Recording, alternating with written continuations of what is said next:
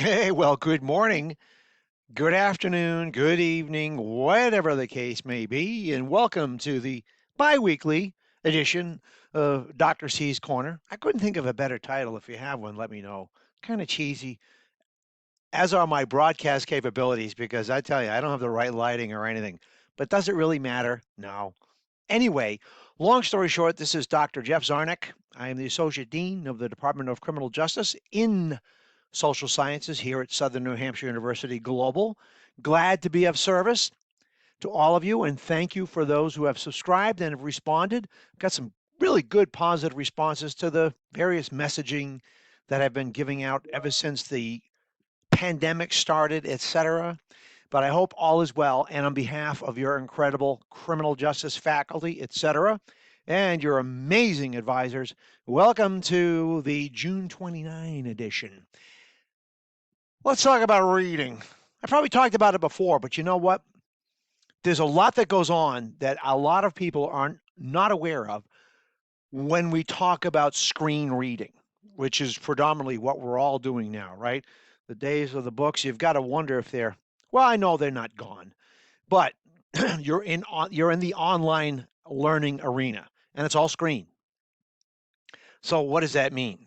So I'm going to give you some tips and some hints and some basic and some things you may not know about what's actually going on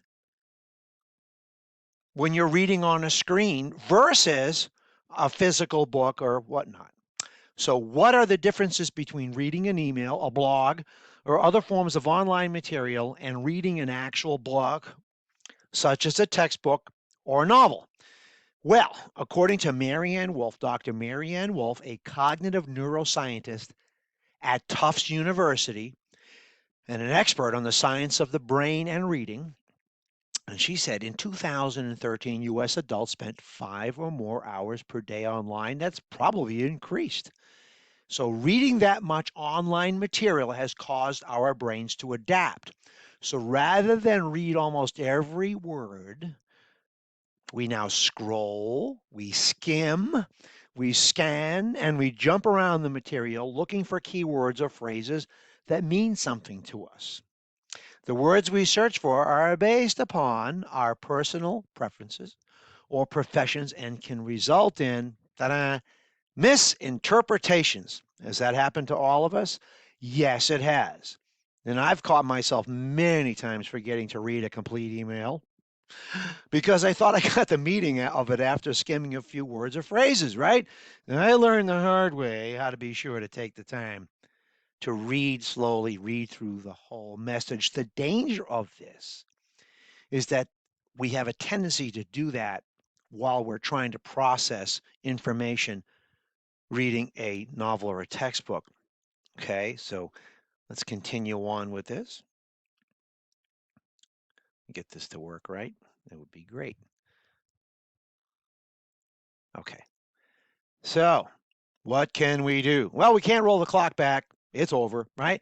So we will continue reading, in quotes, many hours per day, the online materials by scrolling, scanning, skimming, and jumping around, but we must not let our brain atrophy, right? Kind of go to mush and lose the word by word, sentence by sentence, paragraph by paragraph, and page by page reading skills we learned when we were younger.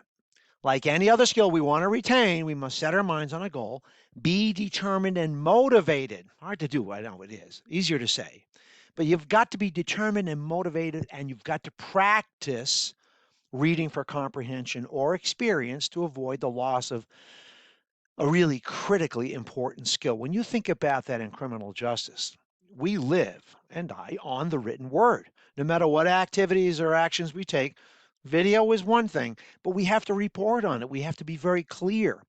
So, in order to do that, we have to master the English language. We have to be a good writer. But what makes you a good writer, okay, that can help a wide audience understand what happened? You have to be a good reader.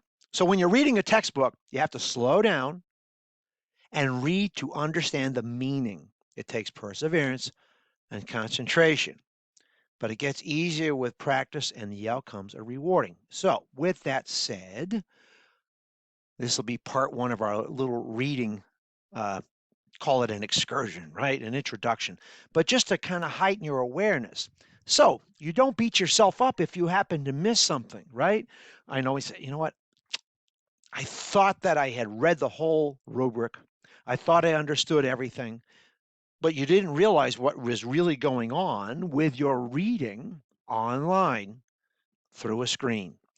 More to follow. Have a wonderful weekend. Be safe out there. If you have any questions, you need anything, my email address is j.c as in Charlie, Z as in zebra, ARNEC at snhu.edu. And once again, on behalf of your incredible criminal justice faculty and all the support, including your advising people here at Southern New Hampshire University Global, this has been Dr. C ringing out on July 29. Everyone have a great and safe week.